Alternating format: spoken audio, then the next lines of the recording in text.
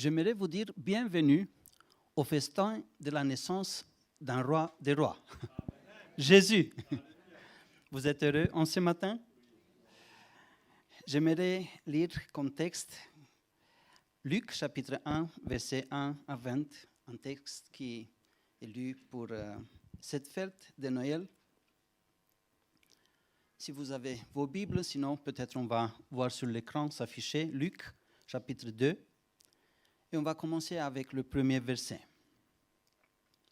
En ce temps-là parut un édit de César Auguste ordonnant un recensement de toute la terre.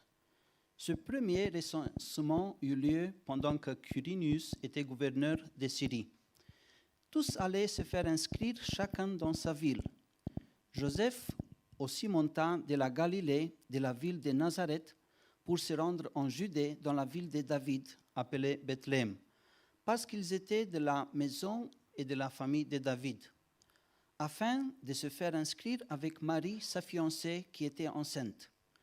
Pendant qu'ils étaient là, le temps où Marie devait accoucher arriva, et elle enfanta son fils premier-né.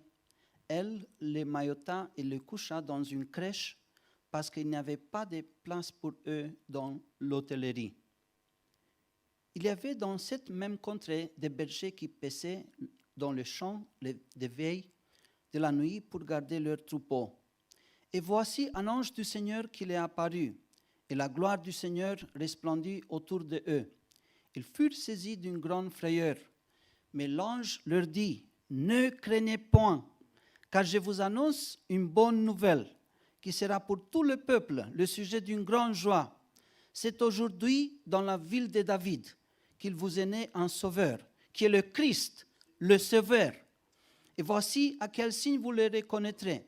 Vous trouverez un enfant émailloté et couché dans une crèche. » Et soudain, il se joignit à l'ange une multitude de l'armée céleste, louant Dieu et disant, « Gloire à Dieu dans les lieux très hauts, et paix sur la terre parmi tous les hommes qu'il a créés. » Lorsque les anges les eurent quittés pour retourner au ciel, les bergers se dirent les uns aux autres, « Allons jusqu'à Bethléem et voyons ce qui est arrivé, ce que le Seigneur nous a fait connaître. » Ils y allèrent en hâte et ils trouvèrent Marie et Joseph et le petit enfant couché dans la crèche. Après l'avoir vu, ils racontèrent ce qui leur avait été dit au sujet de ce petit enfant. Tous ceux qui les entendirent furent dans l'étonnement de ce que leur disaient les bergers. Marie gardait toutes ces choses et leur est passée dans son cœur. Et les bergers s'en retournèrent glorifiant et louant Dieu pour tout ce qu'ils avaient entendu et vu et qui était conforme à ce qu'il leur était dit. Amen.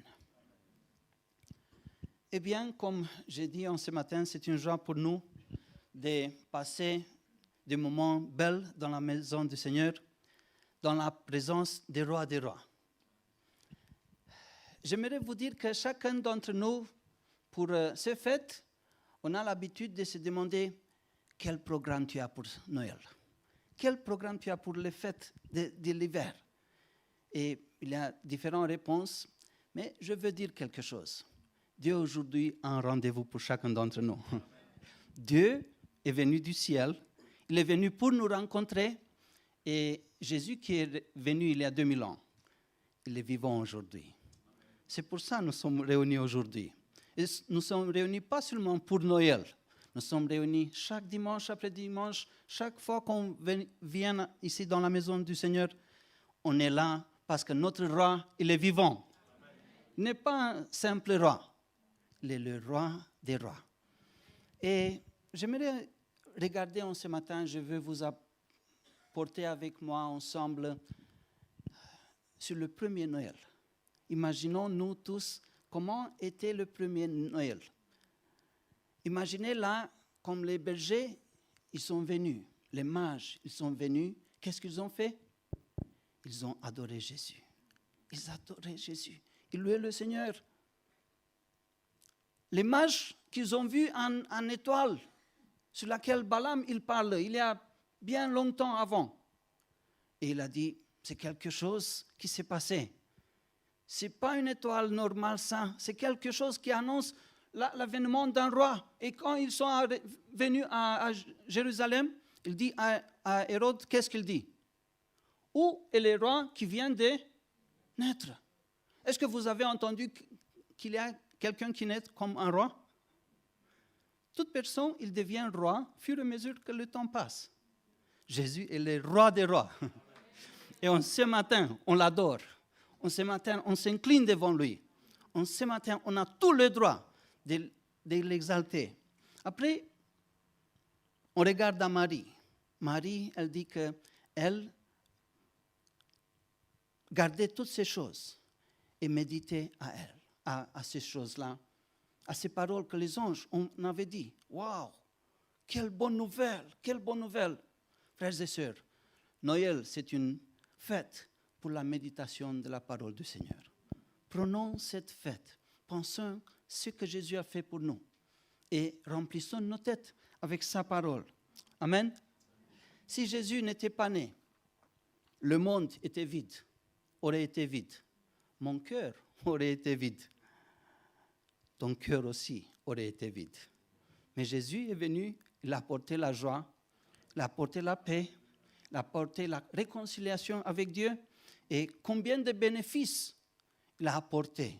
Sa naissance, sa présence. Oh, gloire à notre roi des rois. Il est digne pour être honoré. L'un des bénéfices majeurs qu'il nous a apporté, c'est le salut. C'est le salut.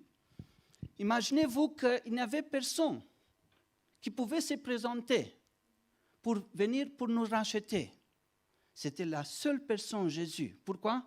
Parce qu'il avait un sang divin, un sang pur, un sang qui n'était pas taché par le péché. Est-ce que vous savez que, alors qu'un enfant naît, si on veut connaître qui était son père, on prend le sang de l'enfant et on sait tout de suite qui était le père. Mais vous savez quel sang avait Jésus? Parce que Jésus n'était pas né d'un père terrestre. Il avait un sang qui était divin. C'est pour cela qu'il a la puissance de pardonner, de sauver encore aujourd'hui. Ce salut, elle était attendue depuis des siècles. Depuis tout au début, elle était annoncée souvent par des prophètes. Et il y a un prophète qui dit, je le vois, mais pas maintenant. Je le contemple, mais non de près. Un astre sort de Jacob, un sceptre s'élève d'Israël. Oui, il y a 700 ans, les prophètes parlaient de ça. Il y a des centaines d'années, Dieu parlait à son peuple. Il y aura un sauveur qui va arriver. Et le peuple l'attendait. On regarde aussi à Ésaïe, il parle beaucoup sur Jésus, sur sa naissance, sur sa vie, sur sa mort et sa résurrection. Il y a Michée qui parle sur l'endroit où Jésus va naître. Zacharie et d'autres personnes. Mais au fur et à mesure que le temps s'approchait, vous savez par qui Dieu parle? Par les anges. Et si on regarde, il y a 3 fois quand l'ange vient sur la terre et ils annoncent une bonne nouvelle. Et ce qui est merveilleux, chaque fois, il commence par « ne crains pas ». Ne crains pas. Il dit à Marie, Luc 1,30, « Ne crains point Marie, car tu as trouvé grâce devant Dieu. » Ne crains pas. Dieu, quand a regardé sur Marie, elle a vu qu'elle était une vierge pure. Une vierge qui se tenait devant Dieu pure. Et Dieu l'a choisie pour apporter son fils dans ce monde. Après, il parle à Joseph. Il dit, ne crains pas de prendre avec toi Marie, ta femme, car l'enfant qu'elle a conçu vient du Saint-Esprit. Joseph, il était un peu dérouté. Quelle histoire! Comme ça, tu as tombé enceinte, il y a un ange qui est venu, et d'un coup, il ne faut pas me dire n'importe quoi. Et Dieu a envoyé son ange. Ne crains pas. C'est moi qui je suis en contrôle.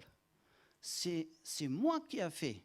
Le Saint-Esprit a fait cette chose. C'est quelque chose unique. Jamais dans l'histoire ne s'est pas passé pareil. Jamais. Et Dieu va assurer Joseph, ne crains pas. C'est moi au contrôle. Et ensuite, comme on a lu aujourd'hui, l'ange dit au berger, ne craignez pas, car je vous annonce une bonne nouvelle qui sera pour tout le peuple un sujet de joie. Un sujet de joie. Eh bien, ce matin, je veux que tous ensemble, on dise, ne craignez pas. Amen. 1, 2, 3. Ne craignez pas. Encore une fois, ne craignez pas. Gloire au Seigneur. Frères et sœurs, en ce matin, parmi toutes les peurs, parmi toutes les craintes qu'ils sont au monde, Dieu a une parole pour toi. Ne crains pas. Ne crains pas. Vous savez, on a fait des recherches quand un enfant, il est né, il vient dans ce monde avec 2 peurs. La première peur, c'est de ne pas tomber. Quand on le lâche de la main, vous voyez des fois, il sursaute, l'enfant. Et la deuxième, c'est qu'il a peur des grands bruits. C'est ça qu'ils ont constaté, les chercheurs. Mais plus loin, ils ont pris un groupe de 500 personnes. Et ils ont constaté que là, à la maturité ou bien à la vieillesse, chacun d'entre nous, on a un grand dot. On a 7000 peurs. On ramasse peur après peur. On ramasse peur après peur. Et c'est notre dot qu'on ramasse. Il y a des gens qui ont peur de parler au public. 40% des gens, ils n'ont pas l'audace de parler en public. Ils ont des émotions. Il y a d'autres qui ont peur des hauteurs, 30%. Il y a d'autres qui ont peur des insectes, 20%. Il y a d'autres qui ont peur des problèmes financiers, de la crise économique, de l'eau, des maladies, de la mort, des solitudes, de monter dans l'avion. Il y a une autre peur qui s'appelle nomophobie. Vous savez laquelle c'est? La peur de ne pas avoir du réseau au téléphone. Il y a toutes sortes de peurs. Il y a toutes sortes de peurs. Et on a peur dans l'avenir. Qu'est-ce que ça va être? Comment ça va être? Mais Christ est venu avec une bonne nouvelle. Ne crains pas. Ne crains pas. Rappelez-vous de cette bonne nouvelle. Parce que l'ennemi, il utilise cette tactique, la peur. Et avec cette peur, il maîtrise tout le monde. Avec ces peurs. Mais quand on vit dans la peur, on n'est jamais libre. On n'est jamais libre. Tout le temps, on voit tout noir. Tout, on voit noir. Et quelqu'un disait aussi, celui qui a peur de la mort, il ne peut jamais se réjouir de la vie. Tout le temps dans la peur. Tout le temps. Qu'est-ce que ça va m'arriver? Qu'est-ce que ça va m'arriver? La peur, elle ne te laisse pas te réjouir des bénédictions que le Seigneur t'a données. Pourquoi est-ce que vous pensez que des fois, les étudiants, ils vont copier à l'examen? Parce qu'ils ont peur qu'ils ne vont pas réussir.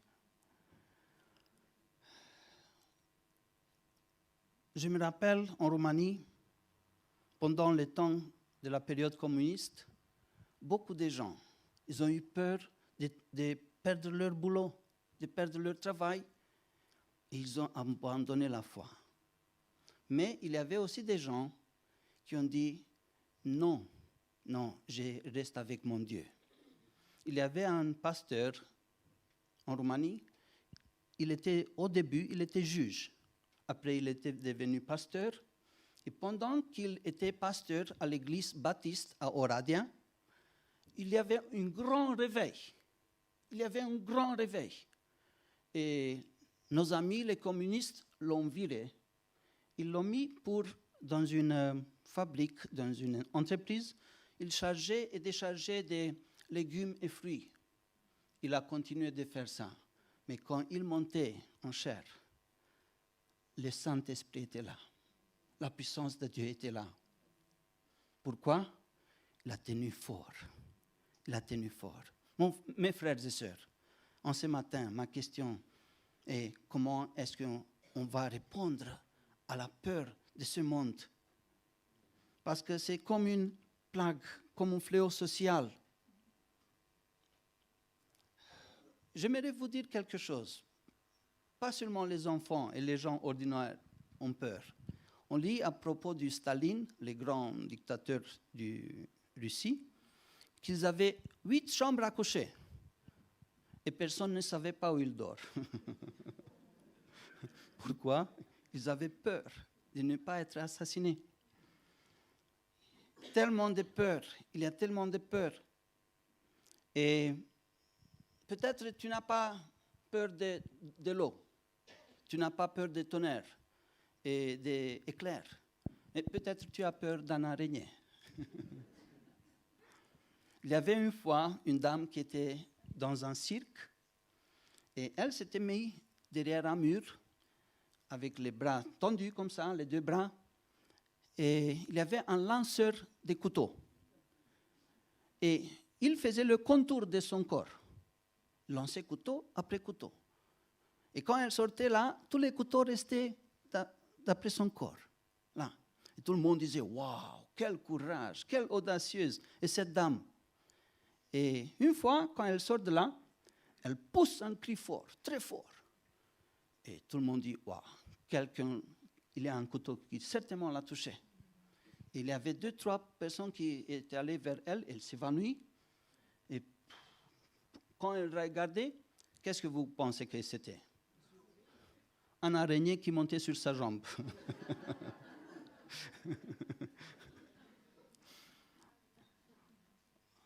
On n'a pas peur peut-être des grandes épreuves, mais peut-être un petit araignée nous fait évanouir. J'aimerais vous développer quelque chose. L'arme par laquelle notre ennemi il agit, c'est la peur. L'arme par laquelle Dieu nous fortifie, c'est la foi. C'est la foi. Et ce matin, qu'est-ce qu'on va choisir? Ce qu'il dit la parole du Seigneur ou la peur? La peur. Et j'aimerais vous donner 4 raisons ce matin de ne pas avoir peur. 4 raisons. La première, c'est la préoccupation du Seigneur pour toi. Crois à la préoccupation du Seigneur pour toi. Frères et sœurs, Dieu est concerné par toi. Peut-être tu vas entendre des gens autour de toi qui disent « Personne ne s'inquiète pas de moi. Personne ne s'intéresse pas de moi. » Basé sur la parole de Dieu, je veux vous dire, Dieu est concerné par vous. Regardez qu'est-ce qu'il dit, Ésaïe 41, 10. « Ne crains pas, car je suis avec toi, dit Dieu. Ne promène pas des regards inquiets, car je suis ton Dieu. Je te fortifie, je viens à ton secours, je te soutiens de ma droite triomphante. » Ne crains pas. Marche dans ce monde, sachant que Dieu marche avec toi. Qu'il est avec toi dans chaque moment. Parce que la peur, vous voyez, elle s'emparait de l'homme du première fois. Quand Adam et Ève, ils ont péché, ils avaient peur parce qu'ils avaient tort par le péché. Mais Dieu, en ce moment-là, il est venu apporter une promesse. Et quand il s'adressait au serpent,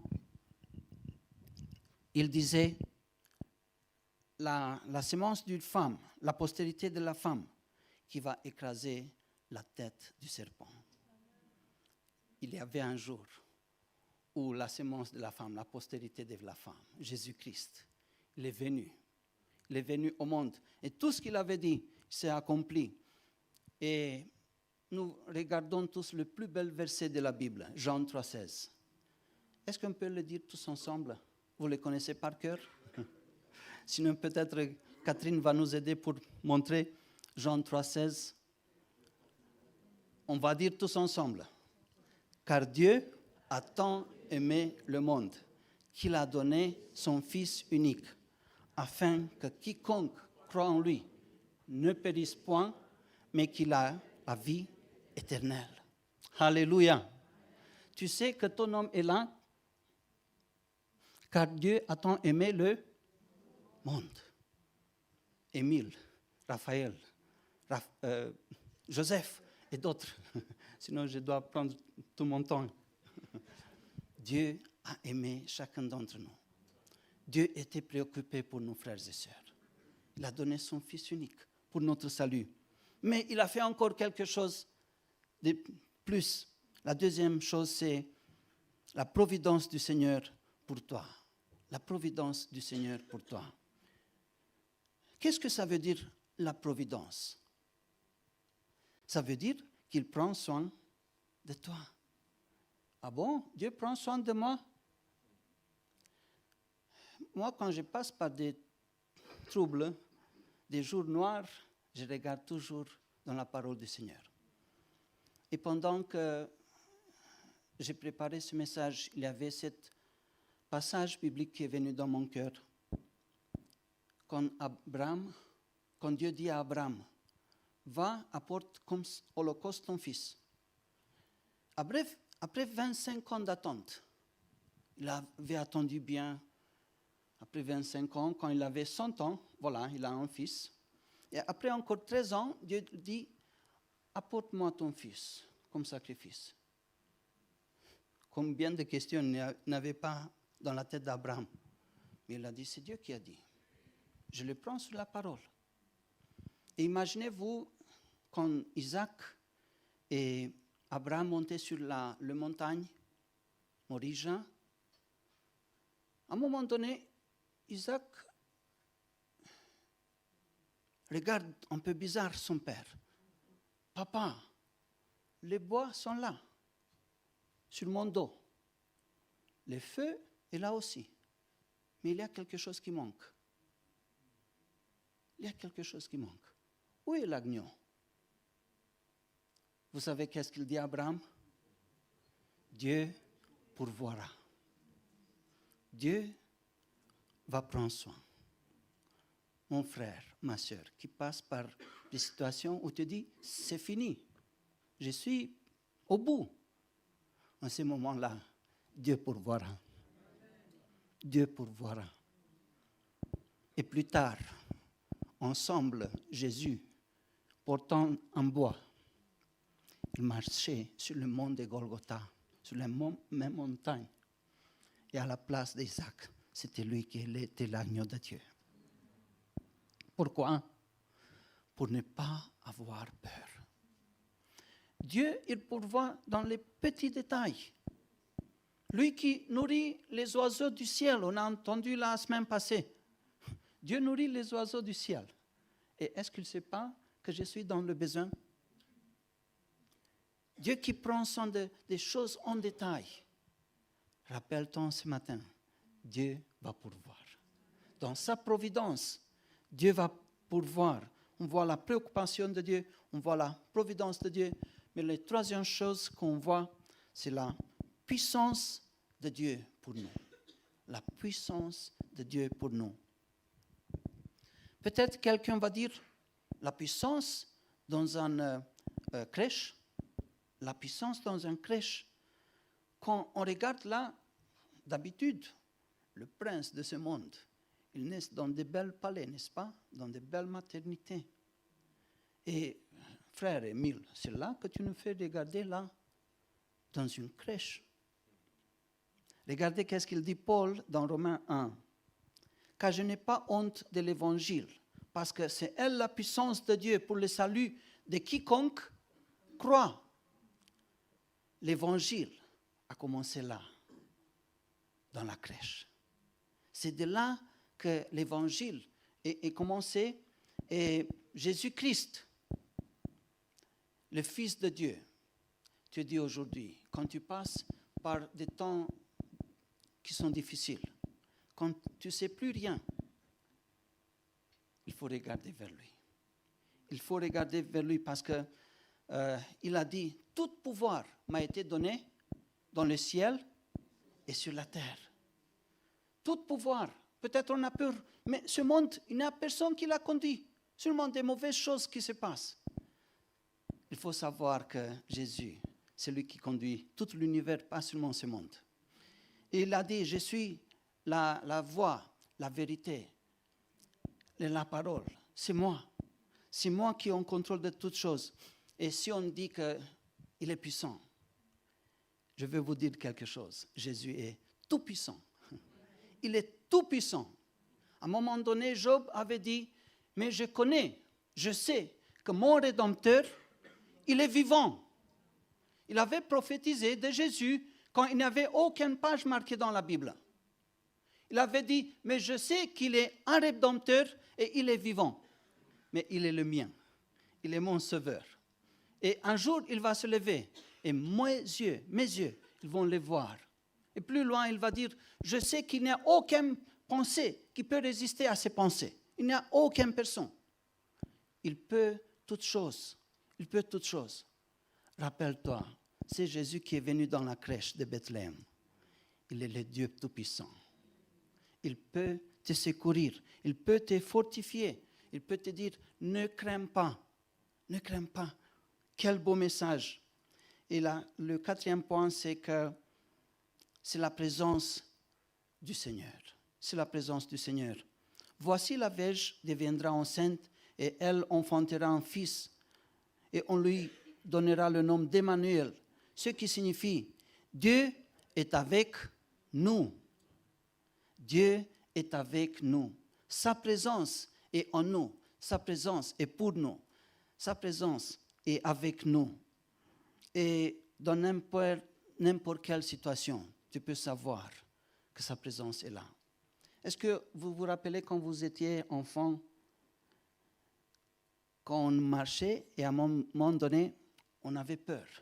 Et nos papas nous prenaient par la main. Viens, on va traverser avec papa. On va aller avec maman plus loin. Personne, on n'avait pas peur, n'est-ce pas? Frères et sœurs, quand tu sais que tu es dans la main du Seigneur, que sa présence est là, tu ne dois pas avoir peur. Tu ne dois pas avoir peur. Regardez David, qu'est-ce qu'il dit? Psaume 27, verset 1. Psaume 27, verset 1. L'Éternel est ma lumière et mon salut. De qui aurais-je crainte? L'Éternel est le soutien de ma vie. De qui aurais-je peur? L'Éternel est là, il est le soutien. C'est lui qui me soutient. De qui aurais-je peur? Un jour, Martin Luther, vous savez qu'est-ce qu'il a dit? Moi et Dieu, nous sommes la majorité. Comment il a pu dire ça? Moi et Dieu, nous formons la majorité. Vous savez pourquoi? Parce que sa présence est là. Il est tout puissant et il faut se rappeler, il est là à chaque moment. À chaque moment, nous ne sommes pas peur, nous ne sommes pas seuls. Il ne faut pas avoir peur. On a tellement de promesses merveilleuses qui viennent de sa part. Romains 8,15, il dit, « Et vous n'avez point reçu un esprit de servitude pour être encore dans la crainte, mais vous avez reçu un esprit d'adoption, par laquelle nous crions, Abba, Père, Abba, Père. » L'esprit que Dieu a mis en nous, c'est un esprit d'adoption qui ne nous fait pas d'avoir peur, d'avoir crainte, mais de crier, Abba, Père. Est-ce que vous savez qu'alors quand tu pries, Jésus est présent là? Est-ce que vous savez que alors quand tu chantes, quand tu élèves le nom de Jésus, il est là, que sa présence est là? Un jour, Élisée priait à Dieu afin que Dieu ouvre les yeux de son serviteur. Ils étaient entourés plein de Syriens. Ils sont venus tous pour les attraper. Et le serviteur a commencé à trembler. Waouh, qu'est-ce qu'on va faire? Qu'est-ce qu'on va faire? Élisée disait, non, je n'ai pas peur. Comment tu n'as pas peur? Seigneur, ouvre les yeux. Tout de suite, il a vu toutes les montagnes pleines de chars, des chevaux, de feu, plein. Il a dit, il y a le plus avec nous qu'avec eux. Rappelle-toi, la présence de Dieu est toujours avec toi. La puissance de Dieu est toujours avec toi. Et quand tu sais que Jésus, qui était de la même nature avec Dieu, il est descendu. Pourquoi? Pour ne plus avoir peur. L'ennemi, il vient nous submerger avec la peur. Mais il faut se rappeler toujours de la préoccupation de Dieu, de la providence de Dieu, de la puissance de Dieu et de sa présence. Il faut se rappeler toujours de ces 4 P. Quand tu vas passer par toutes sortes d'épreuves, tu vas dire, je sais en qui j'ai cru. Je sais à qui j'ai donné ma vie. Je suis sûr qu'il va prendre soin de moi. Ne crains pas, ne crains pas, ne crains pas. Ne crains pas Émile Bodog. Ne crains pas aucun d'entre vous. Celui qui est en vous, il est plus fort que celui qui est au monde. Pour Noël, frères et sœurs, vous savez qu'est-ce que s'est passé? Dieu du ciel a tendu sa main vers l'humanité, vers toi et vers moi. Et ma question ce matin, est-ce que tu as mis ta main dans sa main? Si tu n'as pas mis ta main dans sa main, tu as toutes les raisons d'avoir peur. Mais si tu veux en ce matin lui dire, Seigneur, j'ai entendu ce message, que celui qui a le Fils a la vie, mais celui qui n'a pas le Fils n'a pas connu la vie. Il sera submergé par toutes sortes de peurs. Mais en ce matin, Seigneur, ici, c'est ta parole qui m'est adressée. Comme tu as adressé la parole au berger, à Marie, à Joseph, ne crains pas. Dieu, il t'adresse en ce matin cette parole. Est-ce que tu veux donner ta main dans sa main? Est-ce que tu veux dire, Seigneur, je veux être aussi ton enfant. Je veux avoir cette assurance, car un jour, je serai pour toujours avec toi. Et jusque-là, tu vas m'accompagner dans toutes mes épreuves.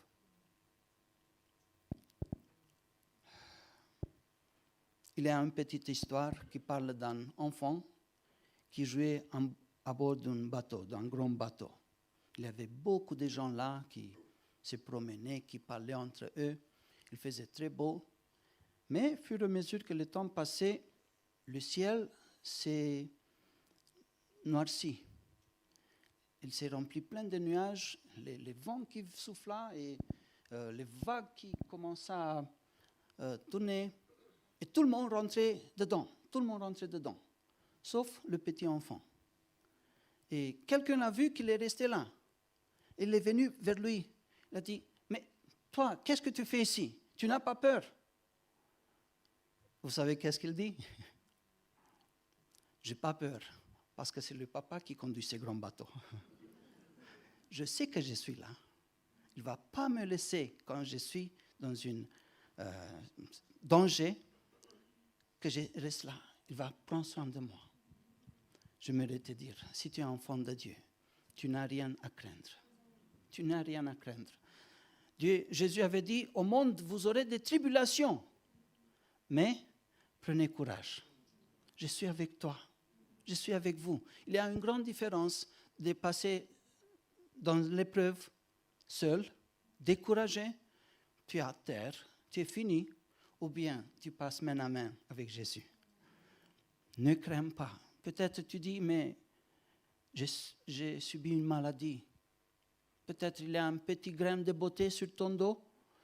Et tu te dis, j'ai entendu quelqu'un qui a eu le même grain de beauté. Et à la fin, c'était dur. Dieu dit, ne crains pas. Peut-être tu es dans une crise financière. Peut-être tu traverses des moments durs. Dieu te dit en ce matin, ne crains pas. Mais est-ce que tu vas avoir l'audace de dire, Seigneur, à partir d'aujourd'hui, je veux te donner ma vie à toi. Je veux me rendre à toi totalement, Seigneur. Et avec cette occasion de l'avant de Noël, je veux, Seigneur, te fêter toi-même. Les gens, ils aiment la fête, mais moi, j'aime te fêter toi. Et un jour, être avec toi. Amen. Que Dieu vous bénisse tous. Amen.